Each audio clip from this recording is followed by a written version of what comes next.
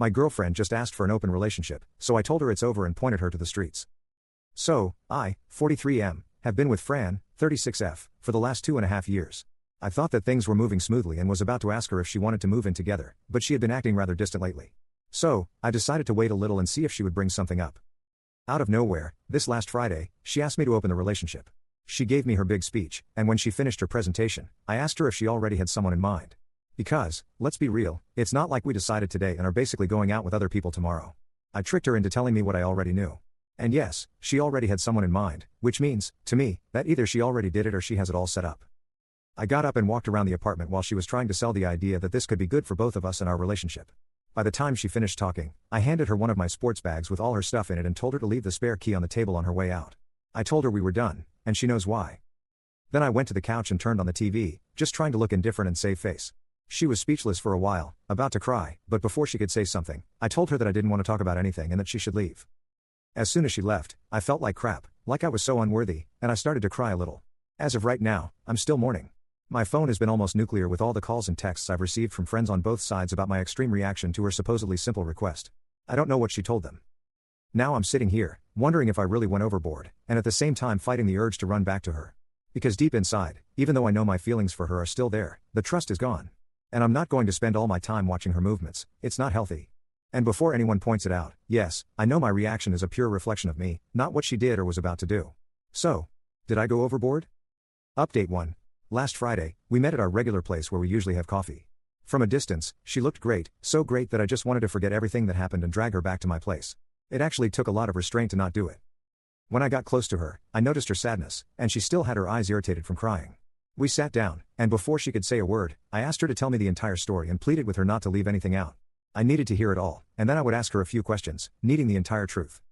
The story was pretty basic.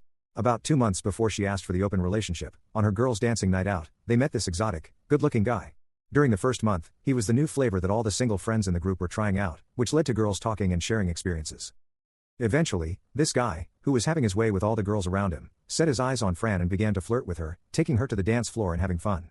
Well, here is where she should have stopped things because we had an agreement about dancing nights. She was supposed to stay away from any guys that made a move on her. Because, let's face it, we guys are always looking for something more, and it's pretty rare that a guy only wants to dance. Anyway, because of the excitement, she went for it. She enjoyed the attention of this guy and had a great time dancing. Looking at the timeline, this was around the time I noticed that Fran was becoming distant. Moving forward a few weeks, her friends were sharing more intimate stories about this guy, and it got into her mind. She found herself fantasizing about being with him, and he was trying to make a move on her too. But from what she told me, she didn't go for it because she was with me. Drinks and drunken friends are bad counselors. Once the idea of opening the relationship came out, they spent over 2 weeks chatting about how to convince me. They believe that because, a long time ago, I had three-way intimacy and also swung a little, I should be okay with the idea of opening the relationship. However, three-way intimacy and swinging are things you do as a couple and out of pure excitement, at least for me. And it was a long time ago, in my early 20s. All this led to the day she asked me to open the relationship. She told me that she and her friends never thought that I would end the relationship at that moment. They thought the worst-case scenario would be me getting angry and saying no. So, in her mind, it shouldn't have been a big deal to just ask. At this point, I interrupted her and told her that she should know better. We were together for over 2 years, and I always shared my thoughts about everything with her. For context, about a year ago, we had a couple of friends in a similar situation. For about a month, that was the main discussion in our group of friends, and every time it was brought up, I said that if one person in a committed relationship wants to be with other people, then that person should just break up and leave. Anyway, I explained to her that I didn't break up with her because of the question. I did it because there was already a guy. For me, that was a major trust issue. If this concern had arisen naturally, maybe we could have worked it out. In the worst-case scenario, perhaps we could have found an alternative. But the way things were, it was a red flag for me. We went around the topic for a while, and then I began to question her. Basically, I asked if she was intimate with him at some point. She said she wasn't. I asked if she developed some feelings for him. She said she didn't. Lastly, I asked if she had seen this guy again, and that was also a no. Even if that isn't much, it was a small relief. But I explained to her that I couldn't go back to her and that I needed to close this for my own health. I also told her that we share a lot of friends, and I don't want to lose any of them because of this. It wouldn't be fair to ask them to choose, so we should behave like adults and keep things friendly. Then she said how sorry she was and that if she could, she would undo everything, but she knew it couldn't be done. She was about to cry, and I was too, so it was a good moment to ask for the check and leave. I walked her to her car, opened the door for her, and she started crying right then and there. I couldn't help but hug her. We stood there for about 10 minutes, and when she calmed down, she got into her car and drove away. I was in shock and didn't know how to feel. So, I went home, grabbed my camping gear, and drove to the mountains, spending the entire weekend there to clear my mind. Early this morning, as I was driving back to the city, the moment my phone grabbed a signal, it got flooded with messages from friends and family. Everyone was worried because I had basically disappeared without telling anybody. I texted back to everyone, letting them know I was okay, that I had gone camping, and that I was driving to work. Also, I got a text from her, something along the lines of her feeling that we are not over yet and that she thinks I need time to leave all this behind me. She said she would wait in the hope of it. I haven't texted her back because I'm pretty sure I'm done. But experience has taught me to never say never. So, for now, I'm going to take it easy, doing what I like, and see where things take me. Update 2. Hello.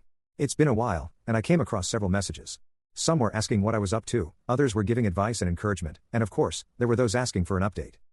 After almost a month and a half of grappling with the matter, I still didn't have things very clear. Fortunately, that's what best friends are for. I had a conversation with my two best friends, Clara and her husband Pete. After a while of talking, they said, "You have to let her go.